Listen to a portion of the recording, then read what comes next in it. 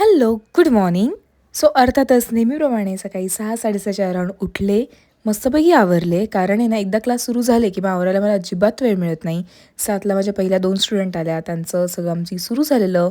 तेव्हा मग गरम पाणी पिलं. मग 7:30पर्यंत बाकीचे आले. असा सगळा क्लास 9पर्यंत झाला. मग कॉफी घेतली, थोडासा ब्रेक झाला. मग 9ची बॅच आली आमची. ती बॅच 10:30ला जाते. तेवढ्यात आता नेक्स्ट स्टुडंट आला, कारण त्याची एक्झाम चालू आहे.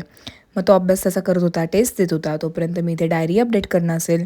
आय नो खूप दिवसांनी झाली आहे, पण ठीक आहे. मला सगळं आठवत होतं, सगळं मार्क केलं पटकन. मग जेवण केलं, त्यानंतर मग कपडे इस्त्री केले, रेडी व्हायला लागले, कारण आता परत कंटिन्यू ट्युशन होतं. सो थोडासा तरी फ्रेशनेस हवा ना. देन 2ची बॅच आली, त्यांचा क्लास झाला. मग 3ची मुलं आली, त्यांचा क्लास झाला. असं करत 4:30 वाजता क्लास सगळे संपले. मग थोडासा टाईम होता, तोपर्यंत पटकन नेल पेंट लावून घेतलं.